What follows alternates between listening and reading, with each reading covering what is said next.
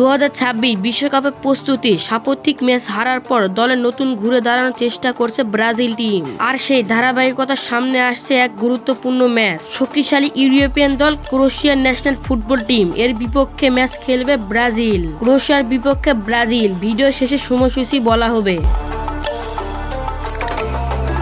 বর্তমান পরিস্থিতি ব্রাজিল দল এখন কিছুটা চাপে রয়েছে, কারণ সাম্প্রতিক ফলাফল ব্রাজিল শেষ ম্যাচে ফ্রান্সের কাছে হেরেছে ডিফেন্স ও মিডফিল্ডার দুর্বলতা থাকার কারণে।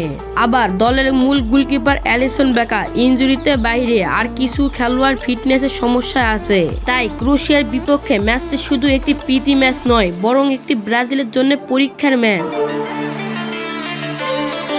ব্রাজিল ভার্সেস ক্রোয়েশিয়া ম্যাচটি কেন এত গুরুত্বপূর্ণ?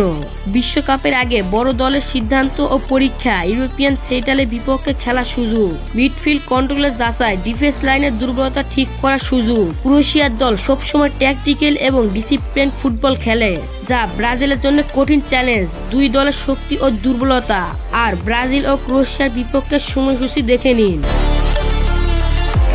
1 এপ্রিল ভোর 5টা ব্রাজিল ভার্সেস ক্রোয়েশিয়া।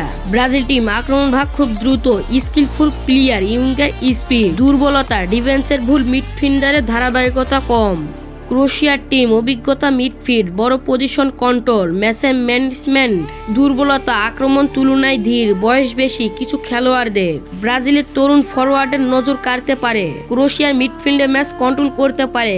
গোলকিপিং বড় ফিক্টর হবে, সামনে ব্রাজিলে আরো match. Brazil versus Croatia 1 April 2026। Brazil versus Uruguay জুনে 2026। Brazil versus Morocco World Cup match. এই ম্যাচগুলোর সময়সূচি পরে ভিডিওতে জানা হবে। আর এই ম্যাচগুলো ঠিক করবে ব্রাজিলের কতটা প্রস্তুতি বিশ্বকাপের জন্য। আর ব্রাজিল আপডেট পেতে চ্যানেলটা সাবস্ক্রাইব করে রাখুন। ফুটবল নিয়ে কোনো প্রশ্ন থাকলে অবশ্যই কমেন্টে জানাবেন।